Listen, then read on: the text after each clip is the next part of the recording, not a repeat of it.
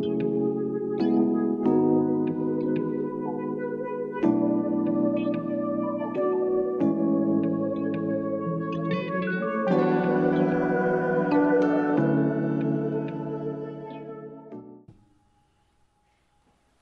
à la narration du livre de Krishna. Je m'appelle Isabella Marango et je vais aujourd'hui vous dicter la narration du 15e chapitre du livre de Krishna appelé « La mise à mort » de Dhenukasura. Ainsi, Shri Krishna et son frère aîné Balarama passèrent de l'âge de Kaumara à celui de Pauganda, qui va de 6 à 10 ans. Alors les pâtres s'assemblèrent et unanimement décidèrent de confier à ces garçons, maintenant âgés de plus de 5 ans, la charge de la garde des vaches. Désormais, gardant les vaches, Krishna et Balarama parcoururent, la purifiant des empreintes de leurs pieds, la terre de Vrindavan. Escorté des jeunes pâtres et de Balarama, Krishna conduisait les vaches et jouait de sa flûte à travers la forêt de Vrindavan. Là poussaient à profusion fleurs, pousses délectables, herbes à pâturage. Sanctifiée comme le clair mental d'un bhakta, cette terre était peuplée d'abeilles, riche en fruits et en bouquets. Elle gazouillait d'oiseaux, et des lacs la parsemaient, dont les eaux transparentes avaient le pouvoir d'enlever toute lassitude. De douces brises aux parfums délicats y soufflaient sans cesse, rafraîchissant le corps et le mental. Krishna, avec Balarama et ses amis, entra dans la forêt. Pénétré de l'atmosphère favorable, il y prit un plaisir extrême. Il vit tous les arbres chargés de fruits et de rameaux nouveaux se courber jusqu'au sol, comme s'il désirait l'accueillir en touchant ses pieds pareils au lotus. Ce geste le comblait. Réalisant leurs aspirations, il esquissa un sourire. Alors Krishna dit à son frère aîné Balarama, « Cher frère, de nous tous tu es le premier, et tes pieds pareils au lotus sont l'objet de l'adoration des dévas. Regarde ces arbres, riches de fruits, qui se sont courbés pour adorer tes pieds pareils au lotus. On dirait qu'ils s'efforcent de percer les ténèbres qui les obligent à prendre forme d'arbres. En vérité, les arbres qui poussent sur la terre de Vrindavan ne sont pas des êtres ordinaires. Parce que dans leur vie antérieure, ils soutinrent la doctrine impersonnaliste, à présent ils doivent subir cette condition figée. Mais à eux maintenant la chance de te voir à Vrindavan. Et ils prient d'avancer plus encore dans le chemin de la vie spirituelle au contact de ta personne. Les arbres sont généralement comptés parmi les êtres qui baignent dans les ténèbres de l'ignorance. Les philosophes impersonnalistes vivent aussi dans ces ténèbres, mais voilà qu'à présent, ceux d'entre eux qui, sur cette terre bénie, ont revêtu forme d'arbre, les dissipent, en prenant plein avantage de ta présence. Selon moi, les faux bourdons qui vrombissent tout autour de toi ont dû être tes dévots dans leur vie passée. Ils ne sauraient se résoudre à être privés de ta compagnie, car nul maître n'est meilleur, plus affectueux que toi. Tu es Dieu, le Seigneur suprême et originel, et ces faux bourdons cherchent à répandre tes gloires en les chantant sans fin. Je crois bien que certains d'entre eux sont de grands sages, dévots de ta grâce, et qui se dissimulent à présent sous cette forme, incapables, même pour un instant, de te quitter. Cher frère, tu es Dieu, le suprême, l'objet ultime d'adoration. Regarde donc, les pans, submergés d'extase, dansent devant toi. Les cerfs, dont la façon d'être ressemble à tout point à celle des gopis, t'accueillent avec la même tendresse. Et les coucous de cette forêt te reçoivent dans la joie, car ils considèrent de bon augure ton apparition en leur demeure. Bien qu'ils soient arbres et animaux, ces habitants de Vrindavan proclament tes gloires. Ils tiennent prêt pour toi leur meilleur accueil, comme le font d'usage les grandes âmes recevant d'autres grandes âmes. Quant à la terre, combien doit-elle être pieuse et fortunée pour que tes pieds, pareils au lotus, marquent de leur empreinte son corps. Pour tous ces habitants de Vrindavan, recevoir de la sorte une personne de ta grandeur est un acte naturel. Les herbes, les plantes grimpantes et les autres végétaux sont bénis de toucher tes pieds pareils au lotus. Simplement parce que tu les effleures de tes mains, même les brindilles minuscules deviennent glorieuses. Les rivières et les collines, de même, par ton regard sur elles. Mais parce que tu les étreins de tes bras puissants, plus glorieuses encore sont les demoiselles de Vraja, les gopis, que fascine ta beauté. Ainsi, Shri Krishna et Balarama, gardant leurs troupeaux sur les bords de la Yamuna, connurent-ils, en la compagnie des habitants de Vrindavan, pleine satisfaction. En certains lieux, ils allaient seuls. En d'autres, leurs amis les accompagnaient. Escortant Krishna et Balarama, qui portaient des guirlandes de fleurs sauvages, les jeunes garçons chantaient, imitaient le murmure des bourdons, contrefaisaient parfois le chant des cygnes glissant sur les eaux des lacs, ou parfois encore, voyant la danse des pans, la mimaient devant Krishna. Et Krishna aussi bougeait son cou pour imiter le pan et faire rire ses amis.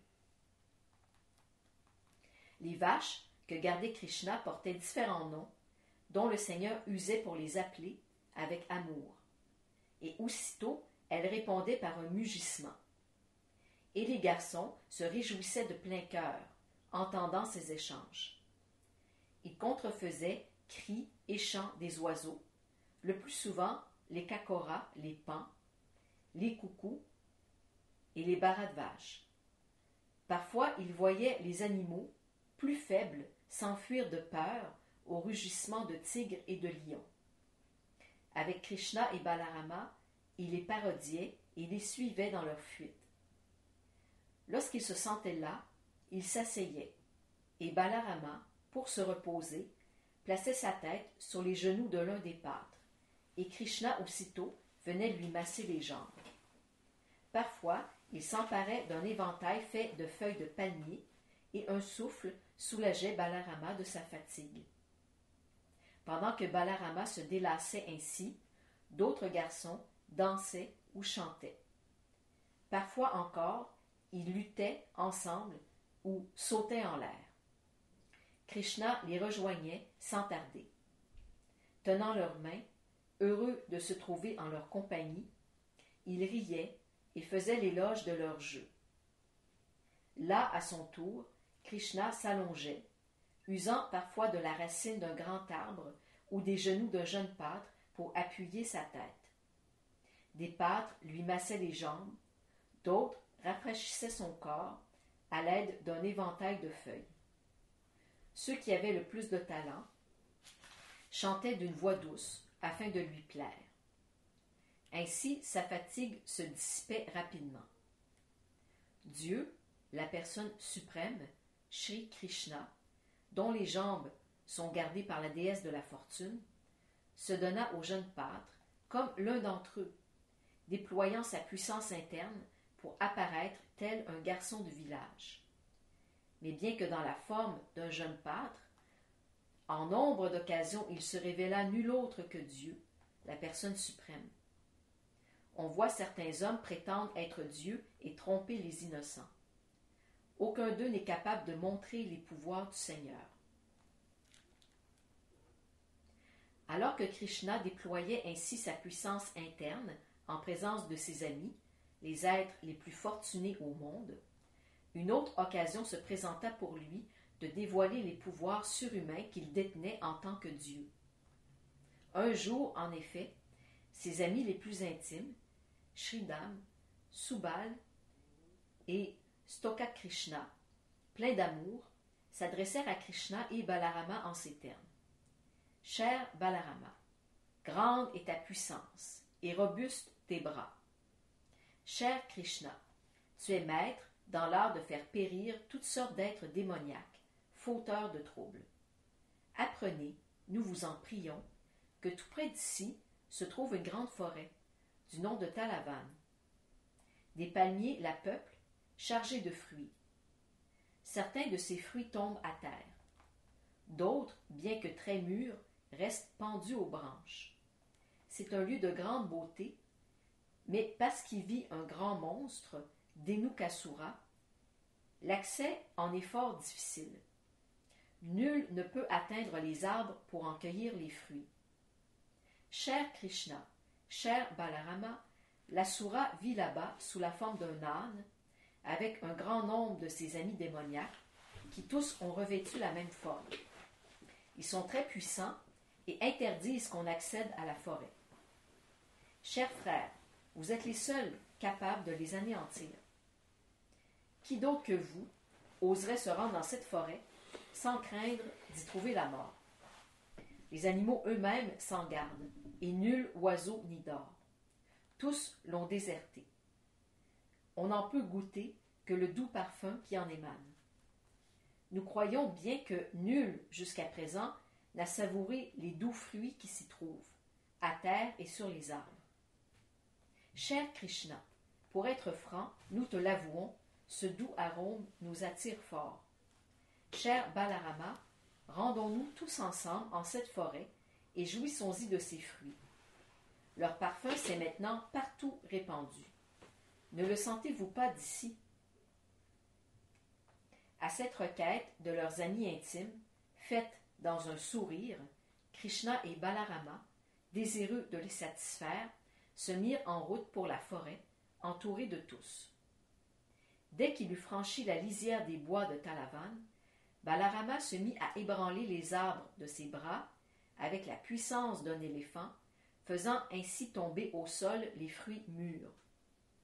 Entendant le bruit de leur chute, Dhenukasura, le monstre à forme d'âne, s'approcha des lieux, et si grande était sa force que le sol vibrait, et que tous les arbres commencèrent à frémir comme pendant un tremblement de terre. L'Asura paraît d'abord devant Balarama, dont il frappe la poitrine d'une ruade.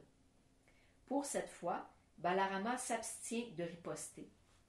Mais le monstre, pris d'une colère furieuse, l'attaque avec une violence redoublée. Alors, Balarama, d'une seule main, saisit l'âne par les pattes, le fait tournoyer au-dessus de sa tête et le projette au sommet des arbres. Il était mort, son souffle l'ayant quitté comme il tournoyait dans la main de Balarama. Son corps avait accroché les hautes branches du plus grand palmier. Corps si pesant que l'arbre ploya et s'écrasa sur d'autres, dont plusieurs s'abattirent. On aurait dit qu'un ouragan sauvage avait dévasté la forêt, causant un à un la chute des arbres.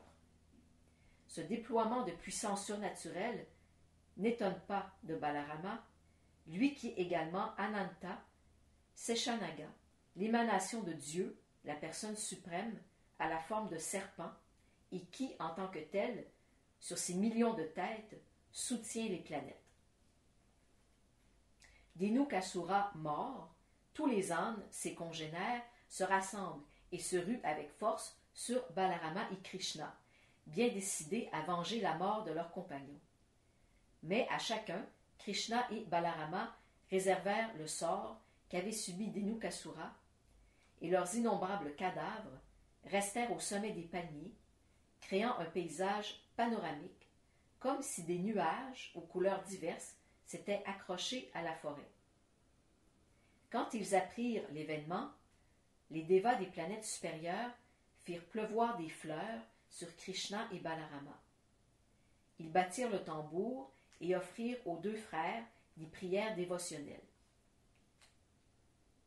Quelques jours après la mise à mort de Dhenukasura, les villageois commencèrent à se rendre dans la forêt Talavan pour en cueillir les fruits. Les animaux firent de même, libres à présent d'en brouter sans crainte la bonne herbe.